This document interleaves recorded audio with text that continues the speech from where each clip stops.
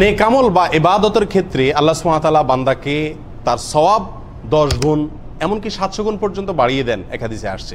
কিন্তু গুনাহের ব্যাপারে আমরা জানি সাধারণত বান্দা একটি অন্যায় করলে তার জন্য একটি অন্যায় লেখা হয়, একটি অন্যায়ের শাস্তি তার প্রাপ্য থাকে, একাধিক থাকে না। সওয়াবের ক্ষেত্রে আল্লাহ তাআলা বাড়িয়ে দেন, এটা বান্দার প্রতি আল্লাহ সুবহানাহু ওয়া তাআলা যে আরহামুর রাহিমিন তার প্রমাণ। কিন্তু গুনাহের ক্ষেত্রে, অপরাধের ক্ষেত্রে এরকম একটা অপরাধ আছে। সেই অপরাধ প্রসঙ্গে মুসনাদ আহমদের এক হাদিসে বর্ণিত হয়েছে, মিকদাদ ইবনে আসওয়াদ রাদিয়াল্লাহু আনহু হাদিসটি বর্ণনা করেছেন এবং হাদিসটি বিশুদ্ধ সূত্রে বর্ণিত হয়েছে। রাসূল আকরাম সাল্লাল্লাহু আলাইহি ওয়াসাল্লাম একবার সাহাবা একরামকে জিজ্ঞাসা করলেন যে জেনা করা কারোর প্রতি এটাকে তোমরা কিভাবে দেখো?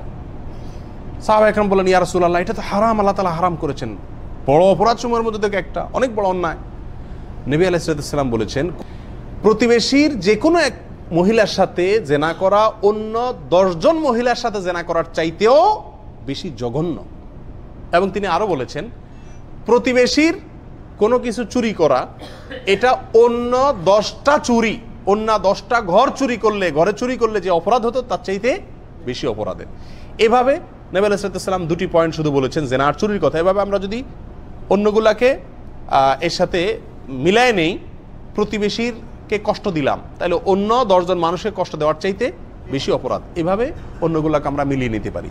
খোলাসা কথা হলো, প্রতিবেশীর সাথে কোনো প্রকার অসদাচরণ করা, তার কোনো প্রকার হক নষ্ট করা, এটা ওই অপরাধটি অন্য কোনো জায়গায় 10 বার করলে যেরকম গুনাহ হইতো তার চাইতেও বেশি গুনাহের, বেশি ভয়াবহ এবং জঘন্য। অথচ বেশিরভাগ লোকেরাই আমরা প্রতিবেশীদেরকে নানাভাবে হয় কষ্ট দিয়ে থাকি, অথবা সম্পর্ক নাই, অথবা কথাবার্তা নাই, অথবা ঠেলাঠেলি হয়।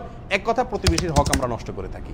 প্রিয় বন্ধুগণ, এই জন্য এই গুনাহের ব্যাপারে আমাদের খুব বেশি সচেতন থাকা উচিত, খুব বেশি সাবধান থাকা উচিত যে আমার দ্বারায় প্রতিবেশী বা আমার আশেপাশে যারা থাকেন, প্রতিবেশী বলতে আমার স্থায়ী প্রতিবেশী হওয়া কোনো জরুরি না। আমি এক জায়গায় ভাড়া আছি, আমার পাশের ভাড়াটিয়া, পাশের ফ্ল্যাট আলা, সে আমার প্রতিবেশী।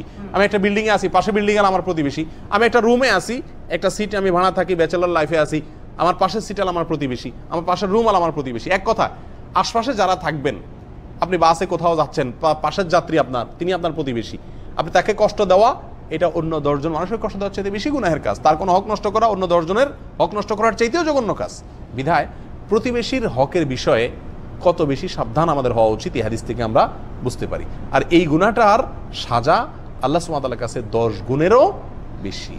আল্লাহ তাআলা আমাদের সবাইকে প্রতিবেশীর হকের উপরে বেশি বেশি সাবধান হওয়ার তৌফিক দান করুন। জাযাকুমুল্লাহ ওয়া আখিরু দাওয়ানা আলহামদুলিল্লাহ।